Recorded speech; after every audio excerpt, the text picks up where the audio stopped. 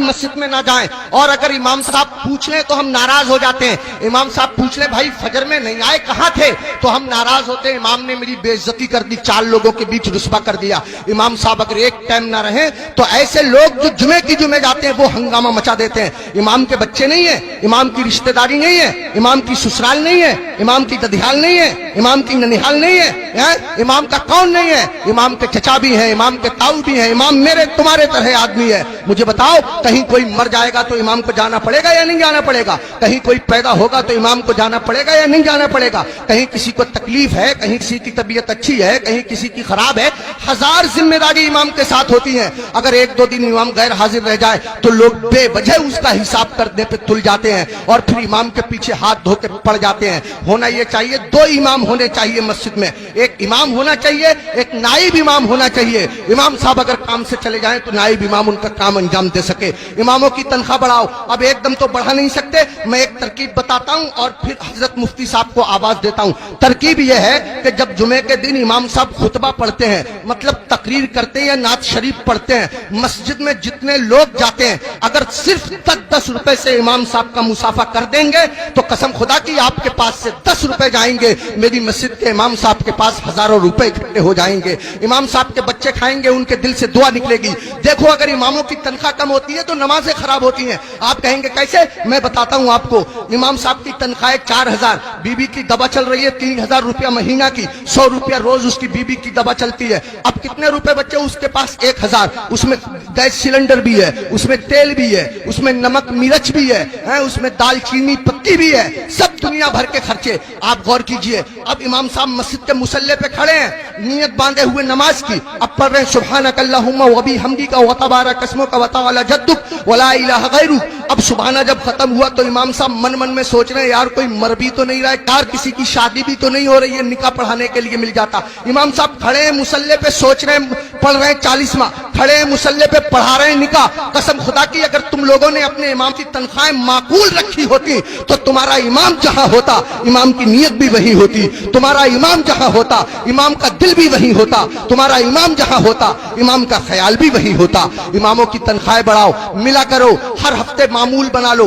जब तुम कमाते हो, हजारों कमाते हो, मामूल बना लो या 500 रुपए दूंगा, महीने में तुमको तनख्वाह मिले 10,000, महीने में तुमको तनख्वाह मिले 15,000, 8,000, 8,000 में से 100 रुपए चुपके से जाओ इमाम साहब से मुसाफा करके आ जाओ। अगर बस्ती में 100 घर हैं, सबके सब 100-100 रुपए से मुसाफा करेंगे, हिसाब जोड़ आप लेना रुपए कितने हो जाएंगे, इमाम साहब का काम हो जाएगा। मैं कहना ये चाहता हूँ, इतना बड़ा इमाम, कभी तुमने सोचा तुम लोग अपने बिस्तर पे सोते रहते हो फजर की नमाज के वक्त, तुम्हारा इमाम तुम्हारी बस्ती की मस्जिद के मुसल्ले पे बैठ के तुम्हारे लिए दुआ कर रहा होता है, या अल्लाह मेरी बस्ती पे करम फरमा, या अल्लाह इस बस्ती पे रहम फरमा, लोगों के कारोबार में बरकत अता फरमा, इज्जत की हिफाजत फरमा, दौलत की हिफाजत फरमा, आबरू की हिफाजत फरमा। और तुम उसी इमाम के पीछे पड़े रहते हो जो तुम्हारे लिए दुआएं करता रहता है। एक आदमी पड़ा रहता था बहुत इमाम के पीछे, एक दिन पकड़ लिया इमाम साहब ने, अबे फजर की नमाज पढ़ी है? बोला बिल्कुल पढ़ी है। इमाम साहब बोले कै रकअतें पढ़ी है? बोला 10। का फजर में 10 हो गए रे?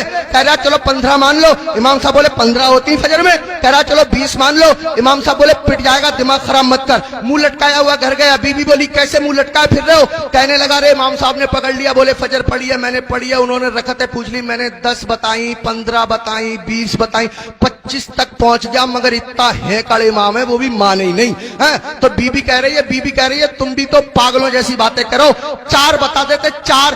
तो कह रहा तू तो सच में ही पिटवाने वाले काम कर रही है। जो इमाम जिद्दी इमाम 25 में ना माना वो 4 में कैसे मान जाएगा? 25 में माना नहीं, 4 में मान जाएगा। पिटवाने वाले काम कर रही है। इमामों के करीब आओ, इमामों का ख्याल रखो। जब खाना खाने बैठा करो इमाम को फोन कर लिया करो, हजरत खाना खाया नहीं खाया, आया नहीं आया, अगर आया तो क्या आया। अगर तुम्हारे घर कोई अच्छी चीज बना करे इमाम को पहुंचा दिया करो, इमाम का ख्याल रखा करो। बाल काटने की दुकान है, इमाम से बाल तरसवाने के पैसे मत लिया करो। कपड़े सिलने की दुकान है, इमाम के कपड़े फ्री सिल दिया करो। पूरी बस्ती का एक इमाम है, क्या नहीं हो सकता? मुश्किल काम नहीं है, मुश्किल काम नहीं है। एक इमाम के साथ अगर ये रियायत की जाए, कोशिश करो अपनी मस्जिद के इमामों को हज कराओ, उम्रे के लिए भेजो, सब मिलकर के कोशिश करो, तो कोई कर रहा काम नहीं है। मैंने बहुत कीमती वक्त ले लिया, आपसे भी मैं माफी चाहता हूं और मुफ्ती साहब से भी मैं माफी चाहता हूँ, मिंबर शरीफ पे बैठे हुए तमाम लोगों से मैं माफी चाहता हूँ। मेरे दिल की तमन्ना थी, मेरी आरजू थी, इमामों के बड़े बुरे हालात लोगों ने बना दिए। यही वजह हमारे 50% मौलवियों ने अपना कारोबार शुरू कर दिया, इमामतें छोड़ दी, और इमामों के साथ ऐसे ही रवैया रहा तो कसम खुदा की तुम लोगों के बच्चों को अल्लाह और रसूल का नाम सिखाने वाले लोग मिलना मुश्किल हो जाएंगे, ऐसी हालतें पैदा हो जाएंगी। इमामों की कदर करो, इन लोगों से दीन जिंदा है, इन लोगों से इस्लाम जिंदा है, इन लोगों से हमारा मजहब जिंदा है। शायरों के कदमों पे 1-1 हजार, 2-2 हजार, 20-20 हजार, हमारी जमात में ऐसे ऐसे शायर भी हैं जो 2-2 नाते पढ़ने के 1-1 लाख लेते हैं। तकरीर करने वाले लोग ऐसे भी हैं जो 2.5-2.5 लाख लेते हैं। उनको एयर कंडीशन रूम चाहिए, किसी आम आदमी के मकान में ठहरेंगे नहीं, 5 स्टार होटल उनको क़याम करने के लिए चाहिए। हमारी कौम सब कुछ बर्दाश्त करती है, लेकिन जब निकाह का नंबर आता है और इमाम साहब कह रहे हैं 3,000 लूंगा, तो पूछे कौन सी किताब में लिखा हुआ है 3,000 ही लोगे, इससे कम नहीं लोगे? और वो 3,000 में से भी 500 रुपए ले लेते हैं मस्जिद के लिए, 1,000 रुपए मस्जिद के लिए। शरीयत का मसला ये है, निकाह पढ़ाने में जितने पैसे मिलते हैं वो सबके सब इमाम निकाह पढ़ाने वाले के होते हैं। अगर जबरन उससे मस्जिद के लिए पैसे लिए जाएंगे तो लेने वाले लोग मैदान महशर में उसका कर्जा देने के लिए तैयार रहे। इमाम के साथ वो ज्यादती जो लोग कर रहे हैं, इमाम के नाम से उगाते हैं ईद में लोग पैसे, 40,000 50,000 इमाम साहब को दे दिए, 7,000 8,000 बाकी बचा लिए। अरे इमाम के नाम से उगाया, इमाम को दो, मस्जिद में और काम है, उसके नाम से कमाओ, उगाओ, इकट्ठे करो और मस्जिद में लगाओ। बहरहाल अल्लाह ताला माफ फरमाए, कोई भी शाखे तमन्ना हरी नहीं होगी, तेरे बगैर बसर जिंदगी नहीं होगी। जो दूसरों को अंधेरे में देखना चाहे उसी के घर में कभी रोशनी नहीं होगी। मैं ये नहीं कहता कि नात पढ़ने वालों को मत दो,